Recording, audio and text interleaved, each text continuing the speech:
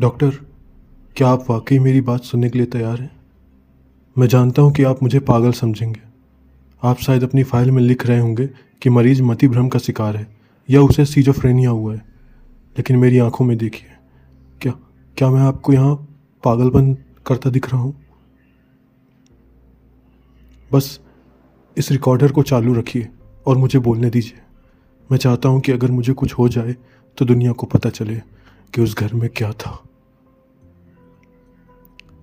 शुरुआत तब हुई जब मुझे वो घर मिला, शहर के शोर से दूर, एकदम शांत इलाका। किराएदार के लिए वो एक जन्नत जैसा था, क्योंकि किराया बहुत ही कम था। लेकिन जब मैंने पहली बार उस घर की दहलीज पर कदम रखा तो मुझे बहुत अजीब लगा। वो घर एक पुराने वीरान कब्रिस्तान के ठीक बगल में था। दीवार इतनी पतली थी कि मुझे ऐसा लगता था कि मैं कब्रों के बीच में सो रहा हूँ। मुझे याद है जब मैंने मकान मालिक उस बूढ़े चौधरी जी से पूछा था, चौधरी जी, ये घर इतना सस्ता क्यों है और यहाँ कोई समस्या तो नहीं है ना? उन्होंने मेरी तरफ देखा था। उनकी आंखें धुंधली थीं और चेहरे पर एक अजीब सी ठंडी मुस्कान थी। उन्होंने बस इतना कहा, बेटा, ये घर उन लोगों के लिए है जिन्हें सन्नाटा पसंद है। बस एक बात याद रखना, रात को जब हवाएं चले तो खिड़कियां बंद कर लेना। कब्रिस्तान की हवा अक्सर अनचाहे मेहमानों को साथ ले आती है। मैं उस समय हंसा था। मुझे लगा कि वो पुराने ज़माने की बकवास कर रहे हैं। मैंने उनसे कहा था, अरे चौधरी जी, मैं शहर का पढ़ा लिखा लड़का हूँ, इन भूत प्रेत की बातों पर यकीन नहीं करता। मुझे बस एक छत चाहिए जहाँ मैं ऑफिस के बाद चैन से सो सकूँ। पहले 3-4 दिन सब कुछ समान था। मेरा रूटीन वही था, सुबह ऑफिस जाना, दिन भर फाइलों और कंप्यूटर के बीच जूझना और रात को करीब 10 बजे घर लौटना। लेकिन धीरे धीरे वो सन्नाटा बदलने लगा। वह अब शांत नहीं था, वो भारी था। ऐसा लगता था कि जैसे वह सन्नाटा मुझसे कुछ कह रहा हो। मुझे याद है वो 5वीं रात, मैं बिस्तर पर लेटा हुआ था। कमरे में सिर्फ एक छोटा सा लैंप जल रहा था। अचानक मुझे दीवार के पीछे से एक आवाज़ सुनाई दी। शुरुआत में मुझे लगा कि शायद चूहे होंगे। मैंने चिल्लाकर कहा, लानत है इस घर में, इतने चूहे हैं, कल ही पेस्ट कंट्रोल को बुलाना पड़ेगा। लेकिन वो आवाज़ चूहों की नहीं थी। वो आवाज़ ऐसी थी जैसे कोई लंबे नुकीले नाखूनों से ईंटों को कुरच रहा हो। और वो आवाज़ धीरे धीरे ऊपर की ओर बढ़ रही थी, ठीक मेरे सिरहाने तक। मैंने डर के मारे अपनी चादर को अपने चेहरे तक खींच लिया और खुद से कहा, शांत रहो, ये सिर्फ तुम्हारा वहम है, तुम थक चुके हो, बस सो जाओ। लेकिन तभी मुझे अपने कान के बिल्कुल पास एक ठंडी सांस महसूस हुई। एक ऐसी गंध जैसे कोई जानवर हफ्तों पहले मर गया हो और अब सड़ रहा हो। मैं झटके से उठकर बैठा, लाइट चालू कर दी। कमरे में कोई नहीं था। सन्नाटा फिर से लौट आया था। मैं खुद से बात करना शुरू कर दिया, तुम पागल हो रहे हो, ये सिर्फ हवा का एक झोंका था, यहाँ कोई नहीं है। लेकिन उस रात के बाद चीज़ें और बदतर होने लगी। अब वो सिर्फ खुरचने की आवाज़ नहीं थी, अब मुझे फुसफुसाहट सुनाई देने लगी थी। आधी रात को जब पूरा शहर सो जाता था, मुझे ऐसा लगता था कि जैसे कोई मेरे कमरे के बाहर गलियारे में टहल रहा है, जैसे कोई गीले पैरों से चल रहा हो। एक रात मैं रसोई में पानी पीने गया। अंधेरे में मुझे लगा कि कोई कोने में खड़ा है। मैंने लाइट जलाई और चिल्लाया, कौन है वहाँ? क्या कोई अंदर घुस आया है? वहाँ कोई नहीं था, लेकिन फर्श पर पानी के कुछ निशान थे। उन निशानों को देखकर और महसूस किया कि वो पानी नहीं था, वे गाढ़े मटमैले और बदबूदार थे। मैंने घबराकर फ़ोन उठाया और अपने दोस्त समीर को कॉल किया। मैंने उससे कहा, समीर यार, मुझे लगता है कि इस घर में कुछ गड़बड़ है, यहाँ कुछ अजीब हो रहा है। मुझे रात में आवाज़ें आती हैं और अब तो फर्श पर अजीब से निशान भी दिख रहे हैं। समीर, जो हमेशा हर चीज़ का लॉजिक ढूंढता था, वो ज़ोर से हंसा। उसने कहा, अबे वो डरपोक, तूने ही तो कहा था कि तू पढ़ा लिखा है, अब क्या हुआ? कब्रिस्तान के बगल में घर लिया है तो तुझे लगेगा कि डेड बॉडीज पार्टी करने आ रही हैं। देख भाई, पुराना घर है, पाइप लीक हो रहे होंगे और चूहे होंगे। तू बस अपना काम कर और सो जा, ज़्यादा मत सोच। मैंने उसे जवाब दिया, ये पाइप लीक होना नहीं है, वो गंध, वो सड़ी हुई लाश की गंध है। मुझे ऐसा महसूस होता है जैसे कोई मुझे लगातार देख रहा है। जब मैं सोता हूँ तो मुझे लगता है कि कोई मेरे बिस्तर के किनारे खड़ा होकर मुझे निहार रहा है। समीर ने फिर से मजाक उड़ाया और कहा, ठीक है, अगर तुझे इतना ही डर लग रहा है तो कल मैं आता हूँ, हम साथ में देखेंगे। तब तक के लिए एक अच्छी सी हॉरर मूवी लगा देख और सो जा। Good night. उस रात मैं सो नहीं पाया। मैं बिस्तर पर लेटा हुआ था और मेरी आंखें छत को घूर रही थी। अचानक कमरे का तापमान गिर गया। मुझे अपनी सांसें धुएं की तरह दिखने लगी। फिर मुझे वो आवाज़ सुनाई दी।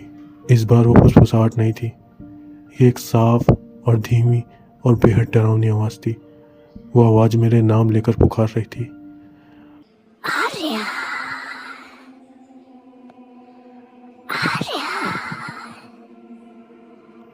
मैं जम गया। मेरा शरीर मानो पत्थर सा हो गया हो। मैंने कांपती हुई आवाज़ में पूछा, कौन है? कौन है यहाँ? जवाब में एक ठंडी सी हंसी आई। वो हंसी ऐसी थी कि जैसे कोई सूखी लकड़ियों को तोड़ रहा हो। आवाज़ कमरे के कोने से आई। मैं वही हूँ जिसे तुमने अपनी नींद से जगाया।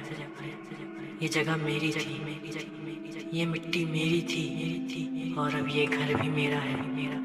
मैं चीखते हुए बिस्तर से कूदा और कमरे की लाइट जलाने के लिए स्विच की तरफ भागा। लेकिन जैसे ही मैंने स्विच दबाया, बल्ब एक जोरदार धमाके के साथ फूट गया।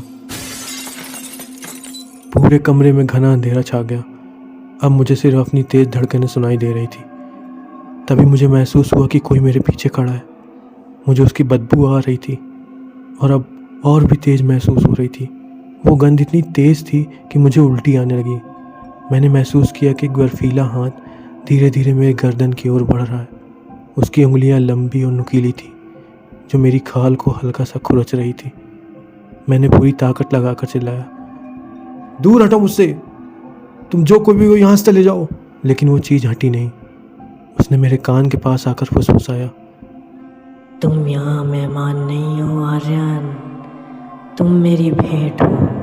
मैं पागलों की तरह कमरे से बाहर भागा। मैंने बिना चप्पल पहने अंधेरे गलियारे में दौड़ता रहा और सीधा मुख्य दरवाजे की ओर गया। मैंने दरवाज़ा खोलने की बहुत कोशिश की, लेकिन वो जाम हो गया था। ऐसा लग रहा था जैसे बाहर से किसी ने उसे जकड़ लिया हो। मैं दरवाजे को पीटने लगा, बचाओ बचाओ, कोई है, मदद करो मेरी। तभी मैंने पीछे मुड़कर देखा। गलियारे के अंत में उस अंधेरे में एक आकृति खड़ी हुई थी। वो एक औरत थी, या कम से कम वो पहले एक औरत रही होगी। उसके बाल लंबे, उलझे हुए और गंदे थे और उसके चेहरे को ढके हुए थे। उसकी खाल पीली और जगह जगह से लटकी हुई थी, जैसे वो सड़ चुकी हो। उसने एक पुराना फटा हुआ सफ़ेद कपड़ा पहना था जो खून और मिट्टी से सना हुआ था। उसकी आंखें, डॉक्टर, उसकी आंखें ही नहीं थी। वहाँ सिर्फ 2 गहरे गड्ढे थे, काले गड्ढे जिनमें से काला तरल पदार्थ बह रहा था। वो धीरे धीरे मेरी ओर बढ़ने लगी। उसके चलने का तरीका बहुत अजीब था, जैसे उसकी हड्डियाँ टूट गई हों। हर कदम के साथ एक भयानक चटाक की आवाज़ आती रही। मैंने डर के मारे अपनी आंखें बंद कर ली और चिल्लाया, तुम क्या चाहती हो मुझसे? मुझसे क्या चाहिए तुम्हें? उसने जवाब नहीं दिया, बस उसकी सांसों की आवाज़ आने लगी, जैसे कोई सांप फुफकार रहा हो। जब मैंने दोबारा आंखें खोली तो वो बिल्कुल मेरे सामने थी। उसका चेहरा इतना करीब था कि मैं उसकी सड़न को अपनी जीभ से महसूस कर पा रहा था। उसने अपना हाथ उठाया और छाती पर रखा। वो स्पर्श इतना ठंडा था कि मुझे लगा मेरा दिल थम जाएगा।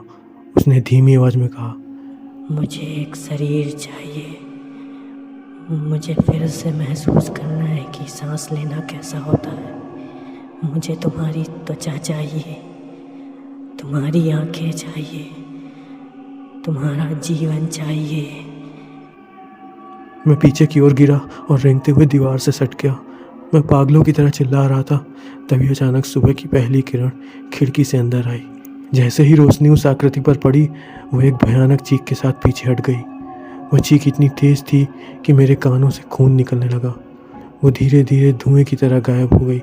लेकिन जाते जाते उसने कहा, मैं वापस आऊँगी, हर रात मैं तुम्हारे और करीब आऊँगी, जब तक कि तुम पूरी तरह मेरे नहीं हो जाते। अगली सुबह समीर मेरे घर आया। मैंने उसे सब कुछ बताया। मैं रो रहा था, कांप रहा था। समीर ने मुझे देखा और फिर मेरे कमरे की हालत देखी, टूटा हुआ बल्ब, फर्श पर वे गंदे निशान। समीर का चेहरा भी अब सफ़ेद पड़ गया था। उसने मुझसे कहा, आर्यन तू यहाँ से अभी के अभी निकल, ये मजाक नहीं है। मैंने अभी अभी इंटरनेट पर इस इलाके के बारे में पढ़ा है। ये घर जिस ज़मीन पर बना है वह 100 साल पहले तक एक ऐसी औरत की थी जिसे जिंदा दफन कर दिया गया था, क्योंकि उसे डायन माना जाता था। वो आज भी अपने शरीर ढूंढ रही है। मैंने उससे कहा, मैं अभी जा रहा हूँ, मैं अपना सामान छोड़ सकता हूँ, लेकिन मैं यहाँ एक पल और नहीं रुक सकता। हम सामान पैक करने के लिए कमरे में पहुँचे, लेकिन जैसे ही मैं अपने कमरे में पहुँचा, मैंने देखा कि मेरी अलमारी के शीशे पर खून से कुछ लिखा था।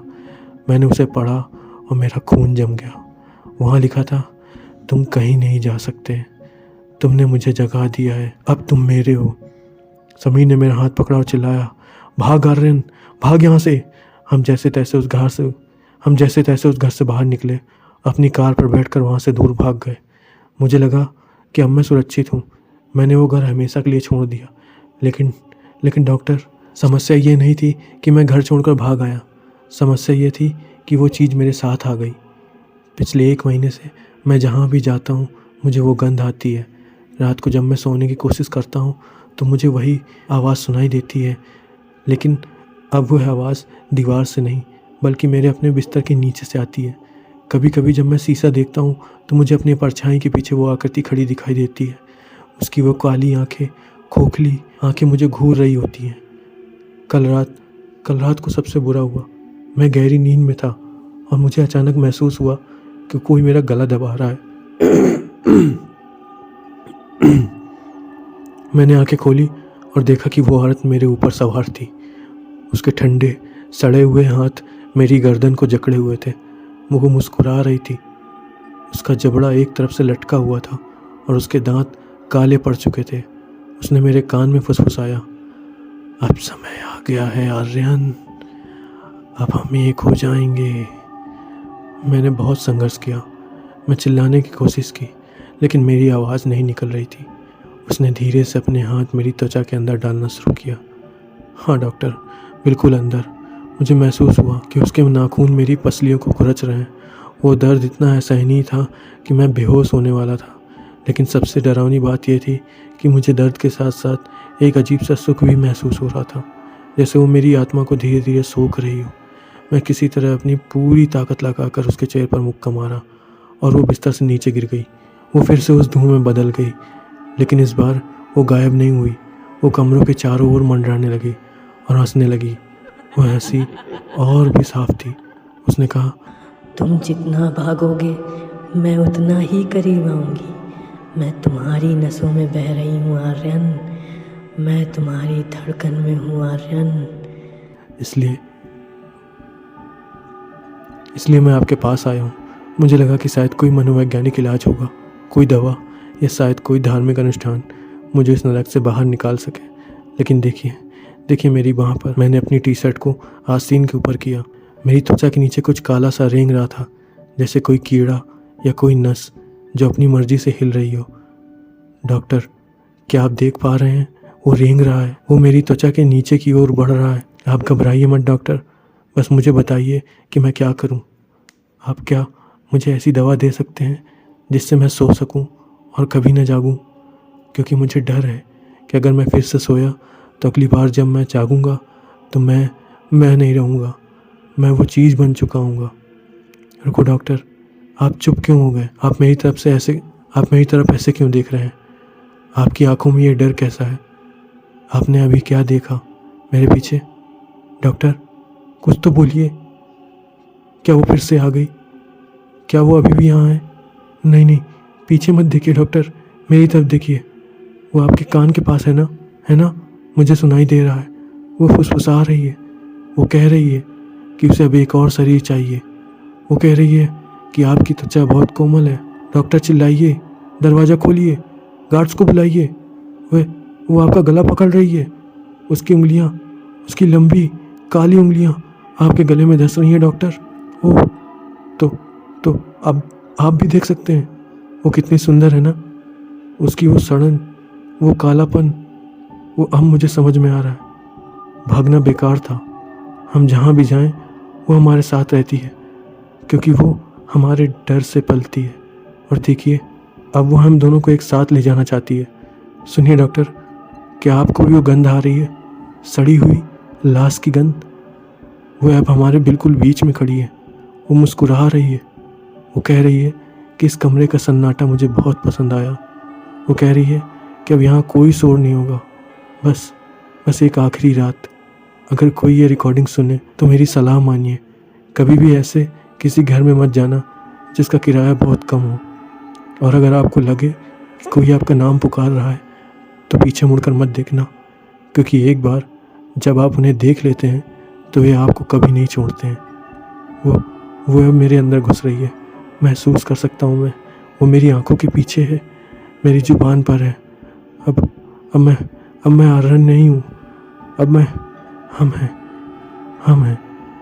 अलविदा डॉक्टर, अब आपकी बारी है।